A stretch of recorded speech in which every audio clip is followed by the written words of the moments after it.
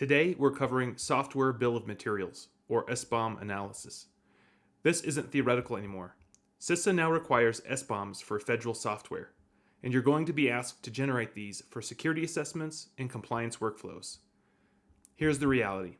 Every software deployment is now a supply chain risk.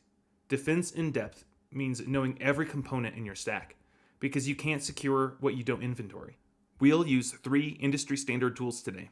Syft generates the software inventory, Grype finds known vulnerabilities in that inventory, and Trivy provides comprehensive security and license analysis. I'm going to scan a real security tool, Trufflehog, and show you how even a simple application creates hundreds of hidden dependencies and complex security obligations. All the installation scripts and demo code are available on GitHub. Links in the description. Let's see what's really hiding in our software. If you would like to do this at work or home, just go download a Rocky 9 minimal ISO and grab this bash script from our Git repo. Now we're off to generate the SBOM. I'm remoted into the Linux machine over SSH with the SBOM tools and the Trufflehog code directory. Let's start by generating a basic SBOM, or software bill of materials. You can already see there's a lot here. We'll figure out exactly how many dependencies there are in just a moment. Next, let's generate a machine-readable SBOM. This is important because it's how the next tool expects to read the data. Imagine a new vulnerability drops, like log4j. With this SBOM, we can instantly search to see if we're affected. This JSON file becomes our evidence for compliance audits and also a starting point for vulnerability management. How many dependencies are there? 338. Now let's move on to Grype. The command here is just as simple.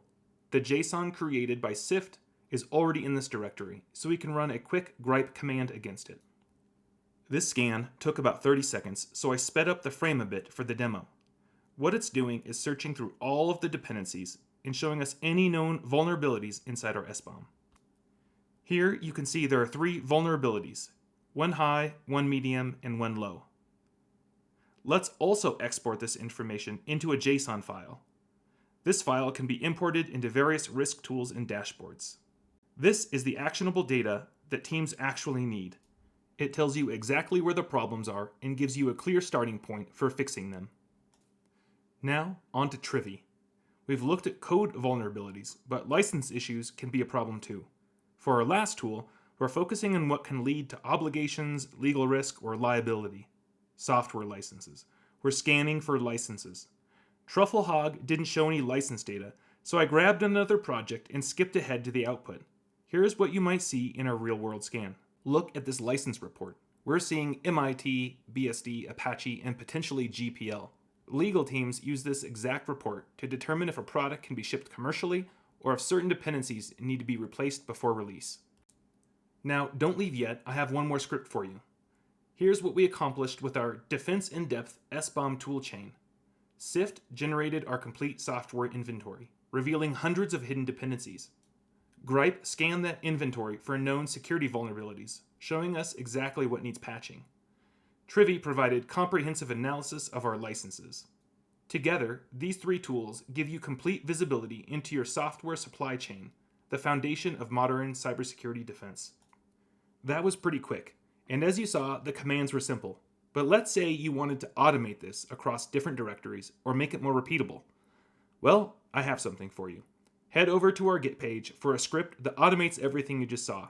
It scans the directory, builds the SBOM, runs the checks, and even creates an SCP command to send the results somewhere easier to access.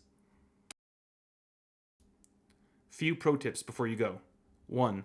Tailor your communication. Learn to translate the same vulnerability data for different audiences. Project managers need timeline impacts, developers need specific technical fixes, and tech leads need risk assessments. Same findings, different focus. That's how you become the bridge between security and business. 2. Build invisible processes. The best security processes run automatically in CI/CD pipelines.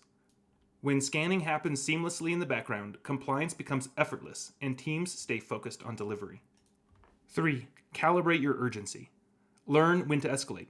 Critical CVEs with active exploits need immediate attention. Medium vulnerabilities may go in the next sprint. Calibrated urgency builds trust and credibility. In a few weeks, I'll be back with another demo that builds on this. Today we generated security data. Next time we'll show how to turn scattered findings into organizational decision-making with eRamba. Moving from reactive vulnerability management to strategic security leadership. Check the description for links to all the tools and scripts shown in this demo.